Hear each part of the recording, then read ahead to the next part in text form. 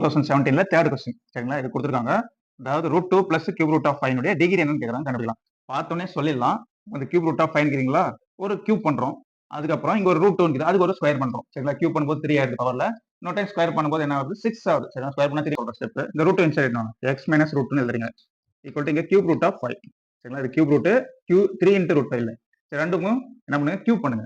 அப்ப என்ன வரும், எக்ஸ் மைனஸ் ரூட் 2 பவர் 3 வரும்.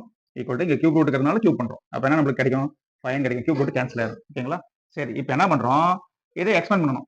இது A square plus B square, A cube plus B cube minus 3 A square B, அதெல்லாம் எக்ஸ்பேண்ட் பண்ணிட்டு ரூட் ஆக்குறது மட்டும் ரைட் ஹேண்ட் சைடு கொண்டு போறீங்க.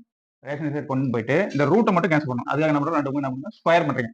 ஸ்கொயர் பண்ணும்போது இன்னொரு டைம் ஸ்கொயர் பண்றீங்க, இங்கே ஸ்கொயர் பண்றீங்க. இந்த டைம் ஸ்டெப்ஸ் நான் எழுதலைங்க, சும்மா ரஃபா போடுறேன். இப்போ பவர்ல என்ன கிடைக்கும், 3 இன்ட்டு 2 என்ன கிடைக்கும், 6ன்னு வரும் பவர்ல சரிங்களா. அப்போ இந்த அல்ஜிபிரினுடைய டிகிரி என்னது, 6. ஓகேங்களா. சி தான் ஆன்சர். புரியுதுன்னு நினைக்கிறேன். கியூப் ரூட் ஆஃப் 5 ஒரு கியூப் பண்றோம் ரெண்டு பக்கமும்.